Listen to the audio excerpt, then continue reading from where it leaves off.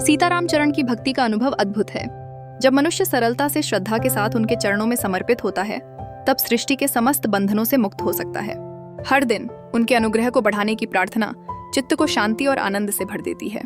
हम जैसे ही उनके चरणों की ओर बढ़ते हैं, एक अद्वितीय सुख की अनुभूति होती है, जो हमें आत्मिक विकास की ओर अग्रसर करती है। ईश्वर की कृपा से जो भी विधि हमारे हित में हो, वही हमारे मार्ग को प्रशस्त करती है। हमें विश्वास होता है कि जब हम सच्चे दिल से अपनी इच्छाओं का निवेदन करते हैं, तो भगवान हमारी साधना की सच्चाई को पहचानते हैं। इस पहचान के माध्यम से हम अपनी आत्मा के गहरे संपर्क को अनुभव करते हैं। हम और अधिक समर्पित होकर उनके सूर्य से प्रकाशित होते हैं, जैसे एक पौधा सूरज की रोशनी में खिलता है। जब हम कहते हैं कि करहूं सुबह की दास मैं तोरा, तो यह हमारे अटल समर्पण का संकेत है। यह समर्पण वही है जो हमें सांसारिक द्वेष और कठिनाइयों से ऊपर उठाता है। भगवान के चरणों में रहकर हम अपने अंदर विश्वास और साहस की नई ऊर्जा महसूस करते हैं।